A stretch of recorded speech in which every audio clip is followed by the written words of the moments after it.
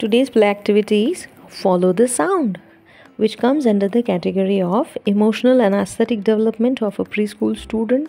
So this play activity can be shared with a preschool teacher or parent who have the children of the age group 2 to 6 years. The objective of this play activity is to match movement to specific sounds and to learn to dance. How we have to play this activity? Demonstrate a few movements to appropriate sound. For example, a soft, a slow sound for a gentle breeze, a quick beat for a train, a heavy one for an elephant. Repeat these few times and let the children learn them well. To play the game, make the sound and tell the children to listen carefully and make appropriate movement. As you keep changing the sounds, the children must also change their movement. Soon the children will be dancing. One variation is possible here. Tell a story and ask the children to move their bodies to suit the different sounds they hear in the story. For example, it was raining. First a drizzle, then there was a heavy rain and a strong wind. The trees were swaying, etc.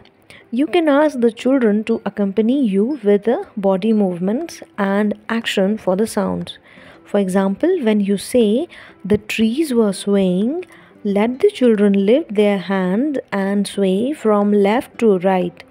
Continue the story, making up more and more sounds and actions as you go on. He follow the sounds नावाची play activity आहे, ज्यामध्ये मुलांचा भावनिक विकास होतो आणि सौंदर्य अनुभवाचा विकास होतो. ह्यामध्ये मुलांनी छोट्या छोट्या डान्स स्टेप्स किंवा मूव्हमेंट्स करणं शिकायचं आहे. जसं की हळुवार जी वाहणारा वारा आहे, हळुवार वाहणारा वारा ह्याचा आवाज कसा, किंवा ट्रेनचा आवाज कसा, किंवा जर एखादा मोठा एलिफंट चालत असेल तर मग त्याचा आवाज कसा होतो, किंवा वेगवेगळ्या प्राण्यांचे आवाज कसे असतात, ह्या गोष्टी आपण मुलांना वारंवार सांगून त्यांना ते आवाज करायला सांगू शकतो आणि त्याच्या मूव्हमेंट करायला सांगू शकतो.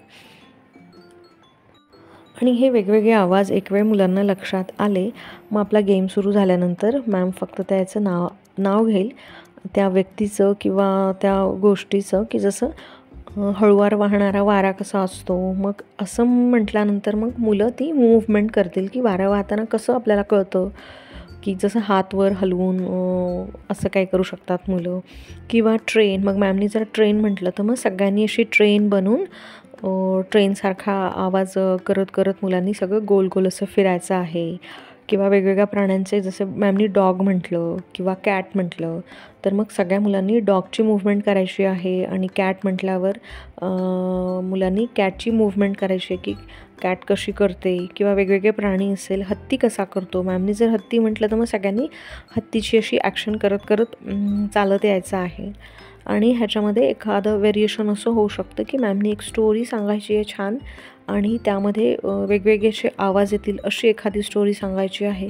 वाहणारा वारा, किंवा मग झाडं कसे हलतात जेव्हा खूप वादळ किंवा वारं असतं तेव्हा झाडांची मूव्हमेंट कशी होते, मग ती जसे दोन्ही हात वर करून मुलं हलवतील आणि मग तो झाड हलल्यासारखं वाटेल. त्यानंतर मग पाऊस पडायला लागला, एक एक थेंब पडतो, किंवा मग भराभरा असा खूप पाऊस पडतो, जोरदार पाऊस येतो आणि भरपूर असं वादळासारखा वारा फिरतो. मग त्यावेळेस कशा मूव्हमेंट्स होतात, इकडून तिकडे आपण झाडं कसे हलतात. मग ह्या सगळ्या अशा प्रकारची एखादी स्टोरी सांगायची, जेणेकरून त्याच्यावर मुलांना अशी भरपूर बॉडी मूव्हमेंट किंवा शारीरिक हालचाली करता येतील. आणि ह्याच्यातून मुलं मग हळुवारपणे कुठल्याही गाण्यावर डान्सही करायला शिकू शकतात, किंवा अशी स्टोरी सांगत असताना त्याच्यावर इनॅक्ट पण करायला शिकतील. तर अशी ही मजेशीर ॲक्टिव्हिटी आहे, आणि आपण सुट्यांमध्ये किंवा मोकळ्या वेळेतही आपण घरीही घेऊ शकतो.